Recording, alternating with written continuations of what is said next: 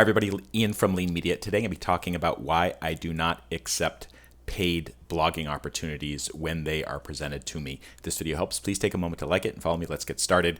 Here is Exhibit A. This is an email I received about a week ago. Are you open to a paid blog collaboration with a popular consumer brand? And our client is a major website featuring brands like Amazon and Apple, just wants a mention, blah, blah, blah. So I've been getting emails like this for many years, more than 10 years for sure, because I've been blogging for a long time and I have expertise in certain topics.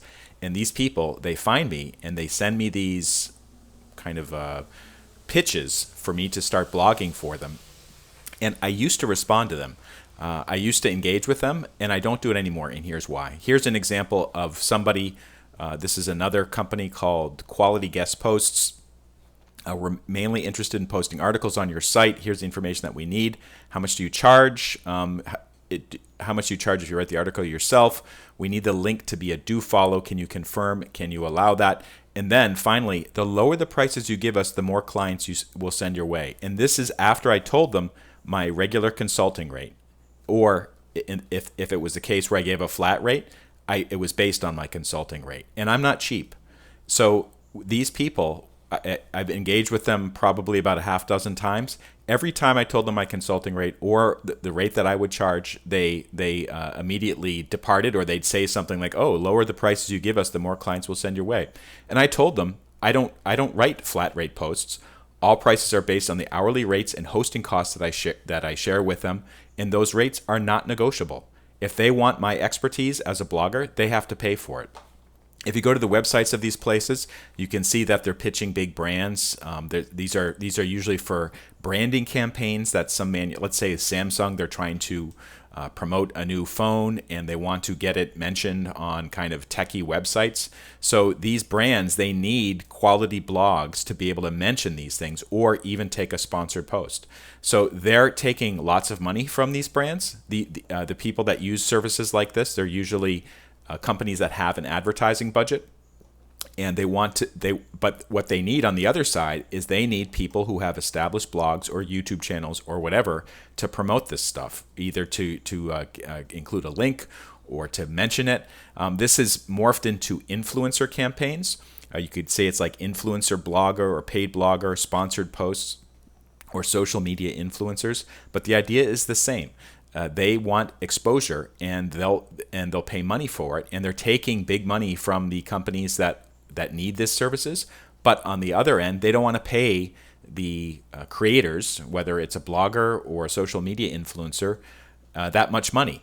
And you hear these stories about these superstar social media influencers getting tons of money. Well, they're the exception because they have like millions of followers, or they're very established. But for people that are lower down the totem pole, they don't want to pay that much money. The other thing that, however, that they don't understand is that for a lot of topics, like sometimes I write about pretty obscure topics, like something like Shopify configurations for shipping charges. Like that's a pretty specialized type of post. There's not a huge audience for that. So of course there's not going to be millions of people following my YouTube channel or my blog. But it is something that is important to people, and for that expertise, if they want me to spend time on this stuff, they have to pay my consulting rate, which is typically in the hundreds of dollars per hour. They don't want to do this. I just determined that these people are just wasting my time. So nowadays, when I get a post like this from someone who supposedly wants to collaborate, unless they actually include a price in there, and they never do. It's always they want to negotiate up front, and they want to lowball people. Unless they include a realistic price, I'm not going to respond to them.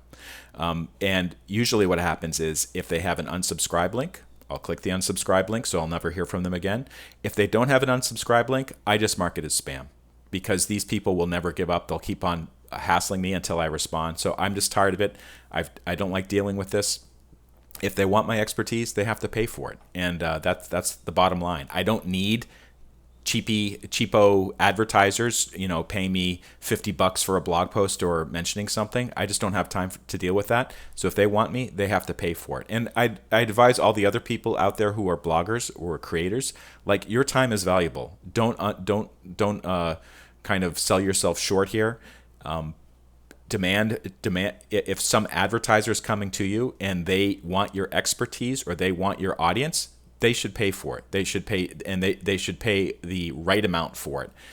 Not what they think the market is worth, because there's I can go to 10,000 other bloggers if I want to post something. Well, if they want your audience, if they want your reputation, if they want your quality, they need to pay for it. So that's the bottom line.